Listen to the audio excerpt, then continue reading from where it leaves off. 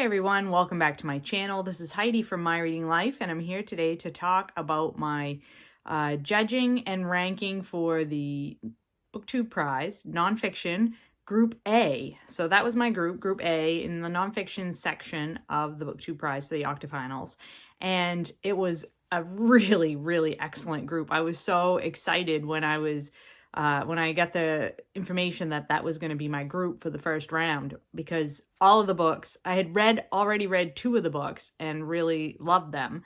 And the other 4 books were books I was very much interested in. So I thought, how can this go wrong? And in fact, every single book that I read was a good book. The lowest ranking I gave any of these books was 3.5 stars. So, I mean, these are all great books. So it just was a matter of which books were going to go in which order. So I'm going to tell you about the books in order from my least favorite to my most favorite. And these were the rankings that I gave the books on my ballot. So in the last place, in 6th place for me in my group, was Intimations by Zadie Smith.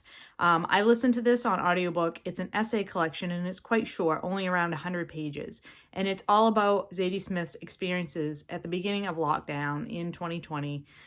She was living in New York City, I believe, and just her reflections on life under lockdown in the city, and her reflections on being a writer and an artist at that time and what that meant to her. Now, like with many collections, some of the essays were stronger than others.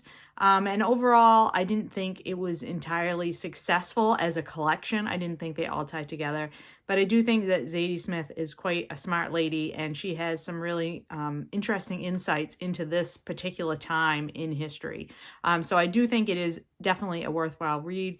Just in this particular group, it was my least favorite book. So then in 5th place, surprising myself, I put this book in 5th place. This is A Promised Land by Barack Obama. This is Obama's memoir of the first 4 years of his presidency. And I have read his other 2 memoirs, or other 2 books, I should say. One was a memoir and one was more of a kind of a memoir-ish thing. So I like Barack Obama's writing style. I like his voice. I find him very inspiring and engaging in his writing. The problem is, in this particular memoir, which I did rank 4 stars, so like this book I really did enjoy, the problems that I had with it were he gets way too detailed about really obscure meetings that he had for foreign diplomacy. He gets into the weeds with some of the legislation that they were trying to pass during the first 4 years of his presidency. But the parts that he writes in here about himself personally and what he felt and observed as president the first 4 years, the reflections about his family and what his family was going through, and his wife Michelle and their 2 girls and the dog, they were just lovely, just absolutely lovely. And I would say, like, for example, let me just give you an example of something he writes about. So the morning that he finds out that he's won, let me put it over here. The morning that he finds out that he's won the Nobel Peace Prize, he gets a phone call early in the morning, wakes him out of bed.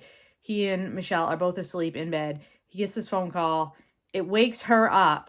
And she sort of mumbles as he gets off the phone, what was that all about? And he was like, I've just won the Nobel Peace Prize.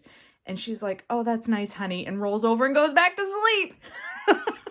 And then he goes to breakfast, and the girls are there getting ready for school. And one of the girls says, oh, it's Bo, the dog's birthday too today. And the other girl goes, yeah, and it's Friday, so it's the weekend.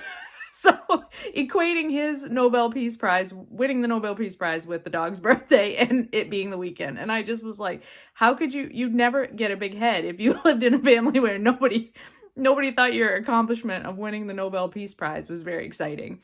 So that sort of stuff I really loved in the book.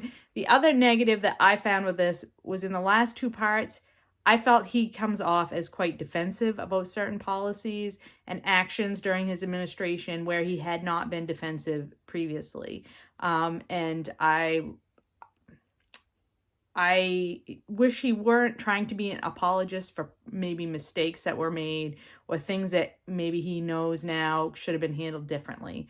So that took a couple ticks off for me as well. But overall, Really, really well done. And I look forward to reading his second installment of his memoirs.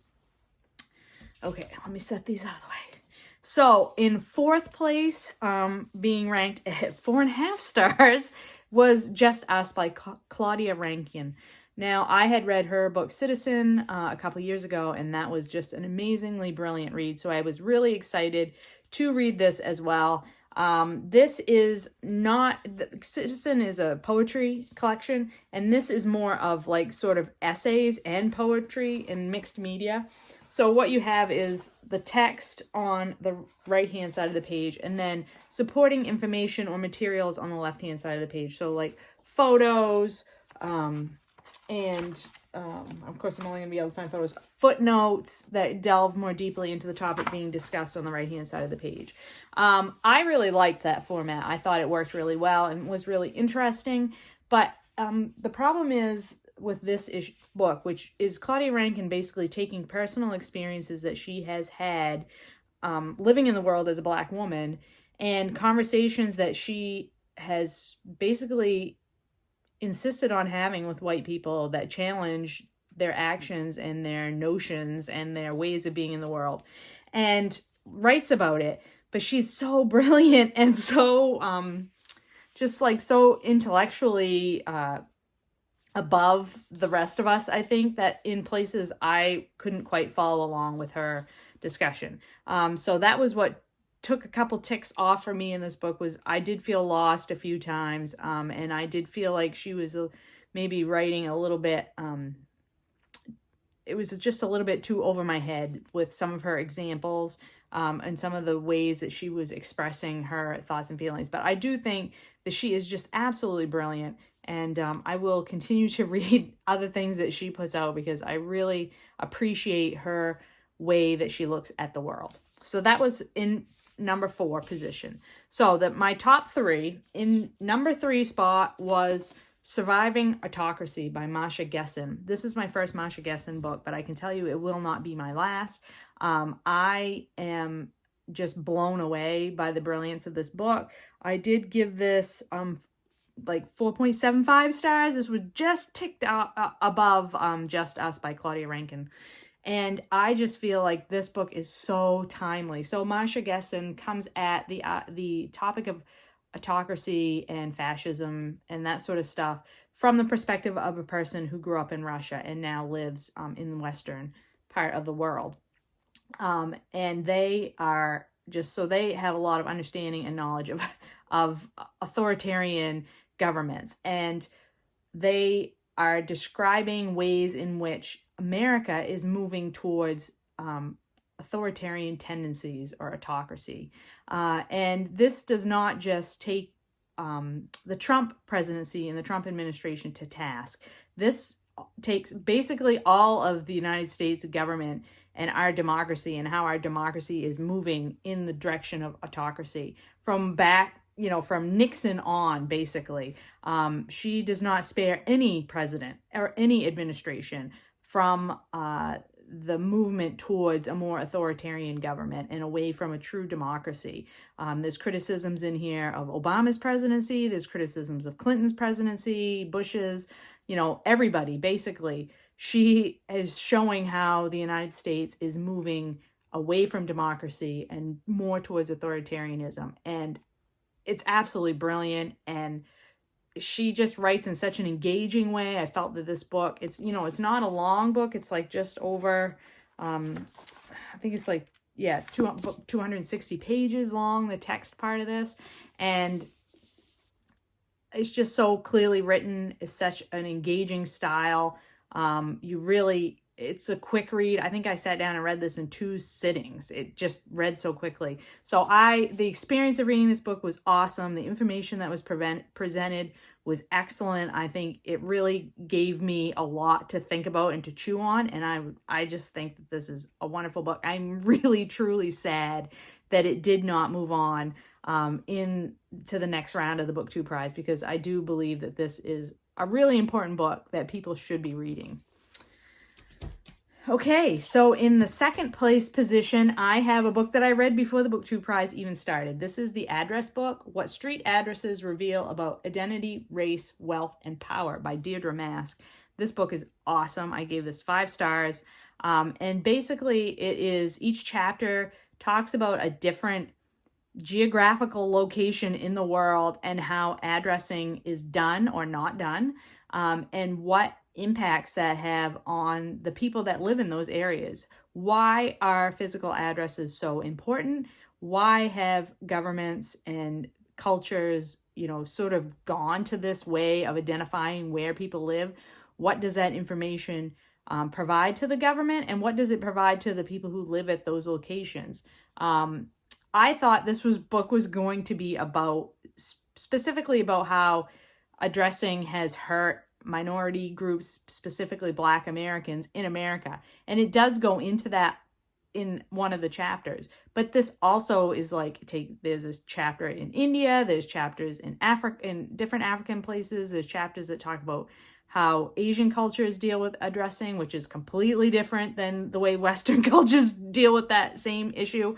There's a couple of chapters about homelessness and how addresses are barriers to people who are homeless in allowing them to gain services and jobs and all that. Just brilliant, written in such an engaging style, very easy to read, written for a an audience that doesn't know anything about this topic. It's written for the layperson, and it's really well done, told with heart and humor, and I just thought it was really, really awesome. I loved reading this book. Like I said, 5 stars from me, and I am thrilled that this one made it through into the next round. And I should say also that the Obama book made it through to the next round, and I'm not sad about it. I mean, I love that book too. And then my number 1 read for my round, surprising absolutely no one, I'm sure, is World of Wonders in Praise of Fireflies, Whale Sharks, and Other Astonishments by Aimee Nezhukumatahil. And this book is the book that we read for the Book Naturalist Book Club in January of this year, and it is just an absolute and utter delight. If you like nature writing, if you want a feel-good book, if you want to read about the intersection between science and people of color working in the sciences, this book has all of that. Book is basically a trip down memory lane, or a way to get lost in nostalgia about, childhood spent in the great outdoors, your experiences with fireflies, hiking with your parents, going on a picnic. I mean, all those kinds of activities and things that you probably have done at some point in your past.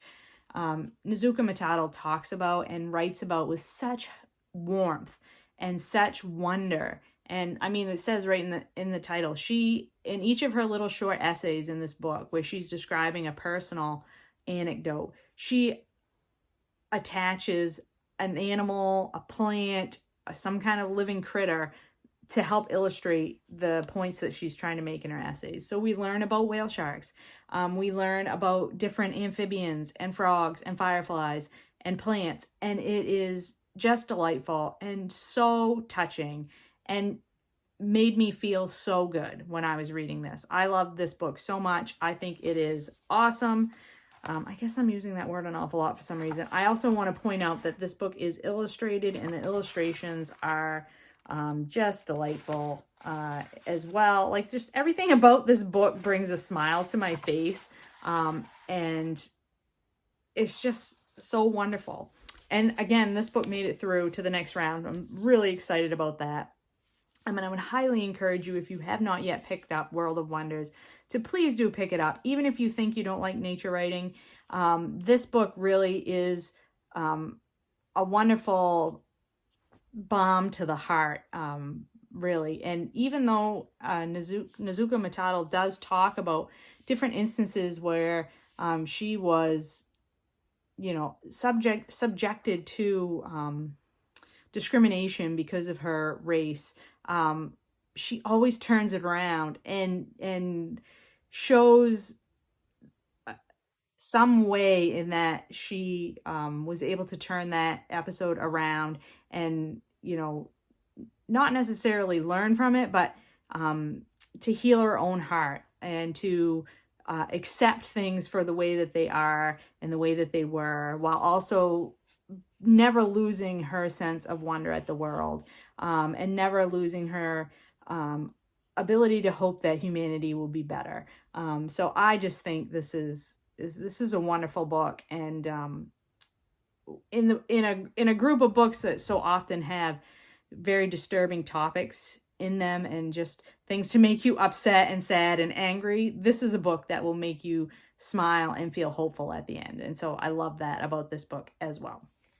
So that's it. That's the 6 books that I read for Nonfiction Group A in the Octofinals. It was a wonderful experience. I'm very excited to be moving on to the quarterfinals round, also judging Group A in Nonfiction, a totally different group of books this time. And so I will be back in a couple of months to talk to you about those books. I hope you're all doing well and finding some great books to read. I will talk to you later.